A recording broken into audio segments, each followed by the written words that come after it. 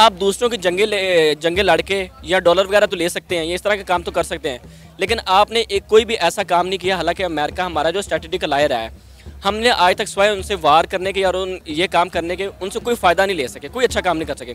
अब इंडिया का वो स्ट्रेटेजिकल आया है कि पाकिस्तान के जाने के बाद पाकिस्तान की तरह वो जंग नहीं लड़ रहे, बल्कि वो उनसे इंडस्ट्री ले रहे हैं। वो आईफोन लेके भी ना एप्पल के रहे हैं ना कुछ हो रहा, उसका फ़ायदा भी कोई नहीं, क्योंकि पाकिस्तान में मार्केट डेवलप नहीं हुई उसकी आईफोन की सिर्फ वो एक एलीट क्लास के लिए एक सिंबल ऑफ उनका है और कुछ भी नहीं है उसके अलावा। यहाँ पे कोई स्टोर नहीं है, कोई रिपेयरिंग सेंटर्स नहीं है, ऑफिशियल कुछ भी नहीं है। वो जस्ट उन्होंने सिर्फ अपना एक मार्केट बनाई हुई है पाकिस्तान में सिर्फ सेल के लिए, उसके अलावा उनका यहाँ पे कोई इंटरेस्ट नहीं है। बुरा टाइम देखा है, स्ट्रगल किए, इसलिए आज पहुँचे हैं यहाँ पर। सर 1984 में मैम उन्होंने उनके ना रिजर्व जो थे $1 रह गए थे, $1 बिलियन। तो उन्होंने अपना स्विट्जरलैंड और जो स्वीडन है ना, इनके बैंकों में अपना सोना जो है ना, गोल्ड, वो रखवा के उन्होंने तब अपने पैसे लिए थे। और अब पिछले दिनों में आ रहा है कि उन्हीं जो बैंकों से ना वो वापस सोना खरीद रहे हैं। अगर किसी को किसी आईफोन के हवाले से कोई मसला हो जाता है तो फिर किस तरह सॉर्ट आउट किया जाता है? वो यही जो 2 नंबर जुगाड़ लगाते हैं ब्लैक मार्केट में, चोरी के थ्रू उसके आई क्लाउड के पासवर्ड खुलवा लिए, यही सब कुछ होता है वहाँ पे। सब काम जब ऑफिशियल होगा, यहाँ पे नहीं होगा। ये क्यों इन्वेस्ट करे, दुनिया को क्यों एतमाद है इंडिया पे? उधर पॉलिटिकल स्टेबिलिटी है, उनकी गवर्नमेंट की जो पॉलिसीज़ हैं वो लॉन्ग टर्म पॉलिसीज़ हैं। उनको पता है कि हम इन्वेस्ट करेंगे हमारा पैसा नहीं डूबेगा। इन्वेस्टर को सबसे बड़ा क्या चाहिए होता है? उनको ये श्योरिटी चाहिए होती है कि जो हम पैसा लगाएंगे हमें वापस भी मिलेगा, प्रॉफिट भी मिलेगा। अस्सलाम वालेकुम, मैं हूं सना अमजद। नाज़रीन, एप्पल के सीईओ टिम कुक ने इंडिया के प्राइम मिनिस्टर नरेंद्र मोदी से मुलाकात के लिए अपॉइंटमेंट मांग ली है। जैसा कि आप सब जानते हैं कि भारत में आईफोन के स्टोर जो हैं खुलने जा रहे हैं। इसी सिलसिले में एप्पल के सीईओ भारत का दौरा करने जा रहे हैं और उनका ये दौरा ग्रोथ मार्केट और मैन्युफैक्चरिंग बेस होगा। इसी मुद्दे पर आज हम बात करेंगे पाकिस्तान के अवाम से, तो आइए चलिए हमारे साथ। अस्सलाम वालेकुम। जी वालेकुम सलाम। सर, आपका नाम? मोहम्मद कामरान। कामरान, आपको पता है कि आईफोन बनाने वाले पहला स्टोर जो है वो इंडिया में खुलने जा रहा है और आईफोन के सीईओ जो हैं टिम कुक, वो भारत के दौरे पर जा रहे हैं और उन्होंने इंडिया के प्राइम मिनिस्टर नरेंद्र मोदी से मुलाकात करने की अपॉइंटमेंट भी मांग ली है। क्या कहेंगे आप इस पर? जी, इसकी ना थोड़ी सी पीछे बैकग्राउंड हिस्ट्री है। ये सबसे पहले चाइना में था उनका, जहाँ पे उनकी मैन्युफैक्चरिंग होती थी। तो अभी इंडिया क्योंकि ग्रोइंग मार्केट है, दुनिया में उनकी जो पॉपुलेशन है वो शायद चाइना को भी क्रॉस कर रही है, लेकिन उसके पीछे वजह है। वजह यह है कि उनकी जो आईटी इंडस्ट्री वो बहुत ग्रो कर रही है। इस वक्त इंडिया $500 बिलियन से ज़्यादा जो है ना वो अपना आईटी एक्सपोर्ट कर रहा है। दुनिया में जितने भी आप सीईओ देखोगे ना टॉप के, गूगल का हो गया, यूट्यूब का हो गया, या जितने भी वो सीईओज हैं वो सारे इंडियन हैं। उनकी वजह यह है कि उनकी आईटी इंडस्ट्री ने ग्रो किया और उन्होंने आईटी एजुकेशन पर तवज्जो दी है, जो कि हमारे पाकिस्तान में लैग करती है और बाकी मुल्कों में लैग कर रही है। तो इस वजह से दूसरा उनका ये है कि अमेरिका और जो चाइना है ये एट लॉगर हेड्स है, यानी इस वक्त कंपटीशन में है। तो उन्होंने उनकी मार्केट से उठा के वो इंडस्ट्री इधर लेके आ रहे हैं। वो इस वजह से लेके आ रहे हैं कि उनके पास वो जो उन्होंने अपने ह्यूमन रिसोर्स डेवलपमेंट पे काम किया है, आईटी के लिए पहले वहाँ को तैयार किया है, उनकी आईटी के एक्सपर्ट्स निकले, तो इस वजह से वो लेके आ रहे हैं। और जो हमारे पाकिस्तान में और बाकियों में वो लैग कर रहे हैं एशिया में, तो इसलिए वो जो आईफोन वाला है वो इधर लेके आ रहे हैं अपना जो हेड ऑफिस वगैरह या जो मैन्युफैक्चरिंग वगैरह के लिए कंपनी। आप एप्पल के सीईओ टिम कुक जो हैं, जो भारत के दौरे पर जा रहे हैं और बॉम्बे और दिल्ली में जो आईफोन बनाने वाले 2 स्टोर हैं वो उनका इफ्तिताह भी करेंगे और उसके साथ साथ उनके जो दौरे का मकसद है वो ये है कि वो ग्रोथ मार्केट और मैन्युफैक्चरिंग बेस सारे मुद्दे पर वहाँ जाके डिस्कशन करेंगे। इसकी मैं आपको एक थोड़ी सी स्टोरी बता देता हूँ। इसका इस चीज़ से होता है कि ह्यूमन रिसोर्स डेवलपमेंट जो स्किल होते हैं, मलेशिया जब 1970 थी तो मलेशिया और पाकिस्तान की जो थी एक्सपोर्ट थी वो $2 बिलियन बराबर थी। उन्होंने अपनी ह्यूमन पे इन्वेस्ट किया है, उनको रिसोर्स दिए है और उनमें डेवलपमेंट की है। तो आज जो मलेशिया के जो एक्सपोर्ट्स है ना, सिर्फ मलेशिया के एक्सपोर्ट वो $500 बिलियन से ज़्यादा हैं। और इस वक्त दुनिया में जो सबसे अच्छी रिसोर्स मैनेजमेंट मानी जाती है ना, जो ह्यूमन पे है, वो मलेशिया की है।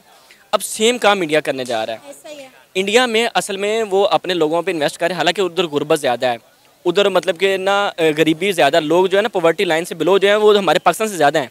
लेकिन अब एक रिपोर्ट के मुताबिक पता चला है कि वहाँ पे पॉवर्टी पर बहुत ज़्यादा कंट्रोल किया गया है, क्योंकि इंडिया जो है, इंडिया की जो सरकार है वहाँ पर जो है इंडस्ट्रीज़ लगा रहा है, लोगों को रोज़गार के मौके दे रहा है।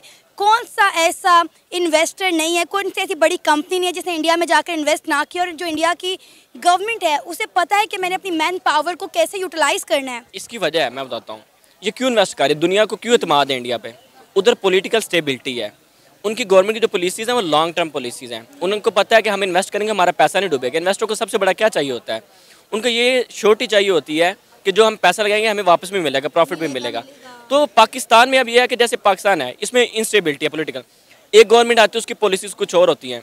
हमारे पहले एक्सपेरिमेंट से मार्शल लॉ लगते रहे हैं, और उसके बाद जो लोग आए हैं नए नए वो पॉलिसी लेकर आते। मुशर्रफ ने और पॉलिसी थी, भुट्टो की थी, वो उन्होंने वो कर दिया था, प्राइवेटाइजेशन सारी कर दी थी, वो सारे के सारे इंडस्ट्री बाहर चली गई। तो हमारी पॉलिसीज़ का हमें नहीं पता होता कि हमने क्या। और पॉलिटिकल इंस्टेबिलिटी इतनी है कि इवन इतने बड़े इकोनॉमिक क्राइसिस में आप एक दूसरे के साथ बात करने को तैयार नहीं है, यानी बैठने को तैयार नहीं है। तो पॉलिसी आपने क्या बनानी है? वहाँ पे पॉलिटिकल स्टेबिलिटी है, वहाँ पे गवर्नमेंट जो भी है, इवन उनका ये होता है कि प्रोविंसेस में गवर्नमेंट किसी और की होती है और सेंटर में गवर्नमेंट किसी और की होती है, लेकिन उनकी जो पॉलिटिकल जो होती है ना, इकोनॉमिक स्टेबिलिटी और पॉलिटिकल स्टेबिलिटी, उनकी पॉलिसी इतनी लॉन्ग टर्म होती हैं, उन्होंने आहिस्ता आहिस्ता फ़ायदा लिया। और पाकिस्तान में ये होता है कि आप दूसरों की जंगे लड़ के या डॉलर वगैरह तो ले सकते हैं, ये इस तरह के काम तो कर सकते हैं, लेकिन आपने एक कोई भी ऐसा काम नहीं किया। हालांकि अमेरिका हमारा जो स्ट्रेटेजिकल लायर है, हमने आज तक सिवाय उनसे वार करने के और ये काम करने के उनसे कोई फ़ायदा नहीं ले सके, कोई अच्छा काम नहीं कर सके।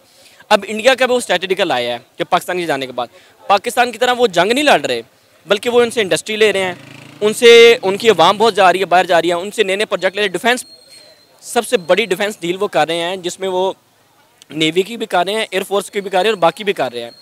तो ये उनकी सिर्फ पॉलिटिकल स्टेबिलिटी के, हमारे पॉलिटिकल इंस्टेबिलिटी हमें नुकसान दे रही है। और इंडिया की पॉलिटिकल स्टेबिलिटी है जिसको पूरी दुनिया के जो है अवाम है और जो बिजनेसमैन है उनको इधर इन्वेस्ट भी कर रहे हैं और बड़े बड़े मालिक भी इन्वेस्ट कर रहे हैं, जैसे कि अभी जो एप्पल वाले हैं वो भी इस वजह से कर रहे हैं। सर अब पाकिस्तान का हाल देंगे। पाकिस्तान में तो इन्वेस्टर बाहर से आना दूर की बात, यहाँ पर बिजनेसमैन भी खुद कारोबार करने से डरता है कि भाई कहीं पैसा ना डूब जाए। इसकी ना 3 बड़ी वजह है, मैं बताता हूँ। एक तो हमारे जो business ease of business doing है ना, ये एक मैकेनिज्म होता है कि बिजनेस कितना आसानी से हो सकता है आपके मुल्क में।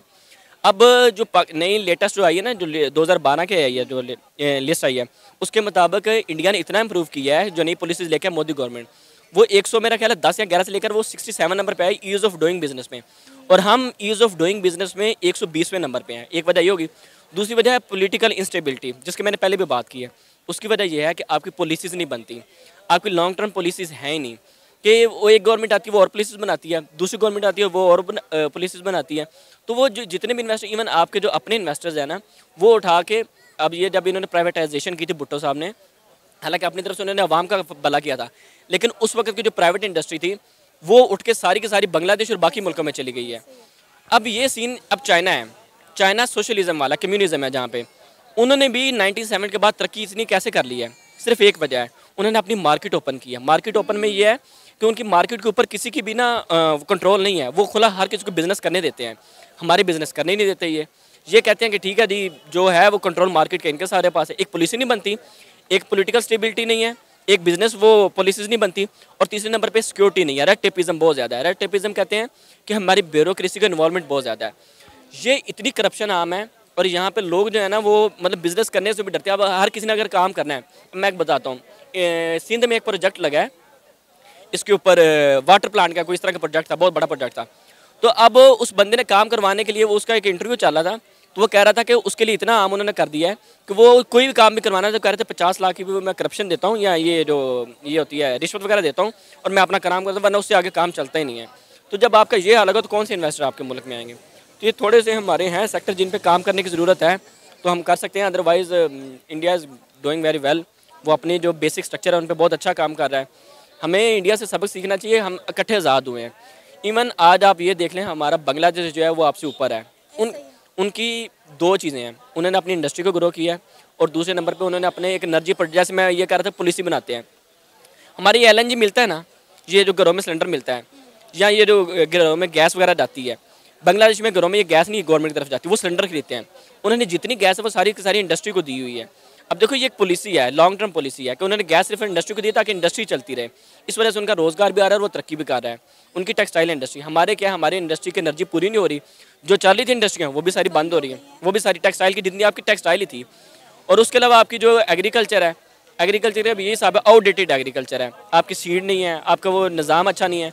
अब उसके मुकाबले में इंडिया में देखिए, फिर आप बात करते हैं इंडिया की, इंडिया में वो जो सोलर पैनल्स हैं वो फ्री में दे रहे हैं किसानों को, और उन्होंने अपना पानी बचाने के लिए जो नहरें ना, नहरों के ऊपर उन्होंने वो सोलर पैनल लगाने शुरू कर दिए हैं। उसकी 2 वजह हैं, एक पानी की वेपोरेशन नहीं होती, और दूसरा वहाँ से इलेक्ट्रिसिटी प्रोड्यूस होगी जो वो किसानों को देंगे। और आपको पता है जो वहाँ की आवाम है वो जो घर पे सोलर पैनल लगाती है, गवर्नमेंट उसमें भी सब्सिडी दे रही है उन्हें। हमारे यहाँ पे सब्सिडी की तो दूर की बात है, हमारे यहाँ में सिर्फ 1 या 2 जिनके पास है कंट्रोल है ये सोलर का, वो भी अब एलीट हैं, हमारी पॉलिटिकल है, ये हमजा शहबाज साहब का नाम आ रहा था या बाकियों का आ रहा था, तो इनके कंट्रोल में है, ये सारा कंट्रोल कर रही है, ये महंगे दामों बेच रहे हैं। किसी ने क्या लेना है? अब जहाँ पे जैसे हमारे साथ इंडिया वहाँ पे 40,000 की मिल रही होगी सोलर पैनल, तो हमारे इधर 4 लाख की मिल रही होगी, तो कौन यहाँ पे अफोर्ड करता है? कोई भी नहीं करता। तो ये आवाम को रिलीफ देने की बात है। असल बात यह है कि अगर आप इंडिया को देख रहे हैं, आज एप्पल का वो वहाँ पे स्टोर खुल रहे हैं या चीज़ें वगैरह खुल रही हैं, तो उनके पीछे उनकी बड़ी लॉन्ग स्टोरी है, 75 ईयर की स्टोरी है। उन्होंने भी बुरा टाइम देखा है, स्ट्रगल किए, इसलिए आज पहुँचे हैं यहाँ पर। सर 1984 में मैम उन्होंने उनके ना रिजर्व जो थे $1 रह गए थे, $1 बिलियन। तो उन्होंने अपना स्विट्ज़रलैंड और जो स्वीडन है ना, इनके बैंकों में अपना सोना जो है ना, गोल्ड, वो रखवा के उन्होंने तब अपने पैसे लिए थे। और अब पिछले दिनों में आ रहा है कि उन्हीं जो बैंकों से ना वो वापस सोना खरीद रहे हैं। तो देखिए उन्होंने टाइम बुरा देखा, तो अब एक बात आई थी कि उन्होंने लॉन्ग टर्म पॉलिसीज़ बनाई हैं, उन्होंने उस पर अमल किया है। पॉलिटिकल स्टेबिलिटी है वहाँ पे जाके, अब ये नहीं होता हमारे क्या है कि हमारी पॉलिटिकल इंस्टेबिलिटी है, सिक्योरिटी के इश्यूज़ हैं, और हमने अपना एक इमेज जो है ना वो बहुत बुरा, असल बात ये भी है कि हमने अपना इमेज भी बहुत बुरा किया हुआ है। अब हमारे क्या है जी, हमारे जो ना पर्सनल पॉलिटिक्स के लिए जो हमारे सियासतदान है वो दूसरे पर इल्ज़ाम लगाते रहते हैं। जैसे पिछले दिनों में हमारा जो डिफेंस मिनिस्टर हैं, उन्होंने ये बयान दिया कि पाकिस्तान तो दिवालिया हो चुका है। अब इससे पता पाकिस्तान का क्या इमेज आएगा, इन्वेस्टर कहाँ से आएंगे, बिजनेसमैन का, उन्होंने कहा पहले दिवालिया, हमने क्या लेने जाना है वहाँ पे।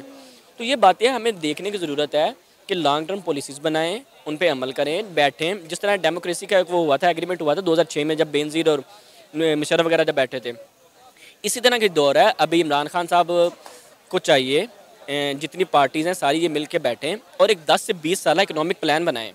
ये पॉलिटिक्स और ये सियासत चलती रहेगी तो ये तब कैसे चलेगी? अगर हमारा मुल्क है तो पॉलिटिक्स चलेगी, अगर हमारा मुल्क नहीं है, अल्लाह ना करे, अल्लाह ना करे, अल्लाह ना करे, ये इकोनॉमिक क्राइसिस की वजह से हम नुकसान में ना, तो हमें पहले मुल्क का सोचना चाहिए, बैठना चाहिए एक जगह पे, पॉलिसीज़ बनाएं, इकोनॉमिक पॉलिसीज़ बनाएं, हम लॉन्ग टर्म पॉलिसीज़ बनाएं ताकि हम ज़्यादा से ज़्यादा FDI ले सकें, फॉरेन डायरेक्ट इन्वेस्टमेंट है, लोगों का इन्वेस्ट कर सकें। हुज़ैफ़ा, आपको पता है कि एप्पल के जो CEO हैं उन्होंने इंडिया के प्राइम मिनिस्टर नरेंद्र मोदी से मुलाकात के लिए अपॉइंटमेंट मांग ली है, क्योंकि वो रिसेंटली जो है हिंदुस्तान के दौरे पर जा रहे हैं, वहाँ पर आईफोन मैन्युफैक्चरिंग स्टोर की ओपनिंग के लिए। पाकिस्तान को स्टेप्स लेने चाहिए क्योंकि इंडिया जो है वो पहले एशिया में टेक्नोलॉजी का हब है। तो अगर हम अब भी इस बारे में नहीं सोचेंगे तो हम इस रेस में बिल्कुल पीछे रह जाएंगे, हमारा कोई स्कोप नहीं है। पाकिस्तान में पोटेंशियल है, लाइक फ्रीलांसिंग, प्रॉम्प्ट इंजीनियरिंग, इस तरह के फील्ड्स का टेक्नोलॉजी में, लेकिन अगर हमारी गवर्नमेंट सपोर्ट नहीं करती तो यूथ भी कुछ नहीं कर सकती। अच्छा, क्या कहेंगे, सब तमाम कंट्रीज़ का जो रुझान है वो इंडिया की तरफ बहुत ज़्यादा बढ़ता जा रहा है। अब आप देखें कि जितनी भी बड़ी बड़ी मैन्युफैक्चरिंग कंपनी है उन्होंने अपने मैन्युफैक्चरिंग हब्स जो हैं वो चाइना से उठाकर इंडिया में शिफ्ट कर लिए हैं। इंडिया में जो ज़्यादा रिच उनकी कैटेगरी है वो सारे इंडस्ट्रियलिस्ट हैं, वो यूथ को एम्पावर करते हैं, उन पे खर्च करते हैं। पाकिस्तान में जो है वो इस तरह का कुछ भी नहीं है। लाइक जो हमारी रिच क्लास है, एलीट क्लास है, वो सिर्फ अमीर से अमीर होने पे उनका है, जो नई यूथ है उनका जो पोटेंशियल है उसके लिए कुछ भी नहीं करते। अगर हम बात करें इंडिया की, तो इंडिया ने इंपोर्ट जो है वो अपनी तकरीबन बंद कर दिया है और एक्सपोर्ट जो है वो बहुत ज़्यादा बढ़ा दी है, हर चीज़ उनके मुल्क में बन रही है। लेकिन हम पाकिस्तान की बात करें तो पाकिस्तान में इम्पोर्ट ही इम्पोर्ट, एक्सपोर्ट पर हमारा कोई लेन देन नहीं है, कोई ध्यान ही नहीं है। पाकिस्तान में सब कुछ है, बन भी सकता है अगर ध्यान दें तो, बट अगर करना ही नहीं चाहते, नेशन को आगे आना ही नहीं देना चाहते, तो फिर तो कुछ भी नहीं कर सकता कोई भी। बड़ी अच्छी बात की कि करना ही नहीं चाहते इसलिए कर नहीं पा रहे, वरना करने को बहुत कुछ हो सकता है। क्या कहेंगे अब जो आईफोन के जो स्टोर्स हैं, आईफोन मेकर स्टोर, वो इंडिया में खुलने जा रहे हैं और उसके CEO ने कहा है कि वो नरेंद्र मोदी से मुलाकात करने जा रहे हैं। उनका ये हिंदुस्तान का जो दौरा है वो तमाम का तमाम ग्रोथ, मार्केटिंग और मैन्युफैक्चरिंग बेस होगा। देखिए, इंडिया के लिए तो इसकी इम्पोर्टेंस है, बट पाकिस्तान उतना डिक्लाइन में जाएगा। और पाकिस्तान कैसे डिक्लाइन में जाएगा? पाकिस्तान डिक्लाइन में लाइक इन अ सेंस आपकी सारी मार्केट उस तरफ जा रही है, इंडिया में होगी, तो पाकिस्तान के पास कुछ भी नहीं है। और अब आप देखें कि इंडिया में आईफोन 1 लाख से 1.25 लाख तक इजीली मिल जाता है, और पाकिस्तान में आप देखें 5, 6, 7 लाख तक आईफोन मिल रहा है। वो आईफोन लेके भी ना एप्पल केयर है ना कुछ हो रहा, उसका फ़ायदा भी कोई नहीं, क्योंकि पाकिस्तान में मार्केट डेवलप नहीं हुई उसकी आईफोन की। सिर्फ वो एक एलीट क्लास के लिए एक सिंबल ऑफ उनका है और कुछ भी नहीं है उसके अलावा। यहाँ पे कोई स्टोर नहीं है, कोई रिपेयरिंग सेंटर्स नहीं है, ऑफिशियल कुछ भी नहीं है।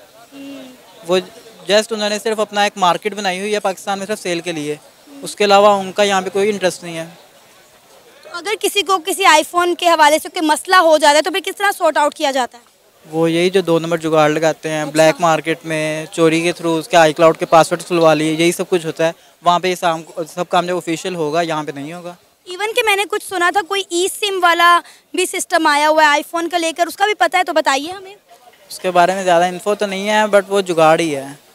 सिम आप नॉन पीटी में भी सिम चला रहे होते हैं। एग्जैक्टली यही चीज़ मैं आपसे पूछना चाह रही थी कि क्या तरीक़ेकार है इसका।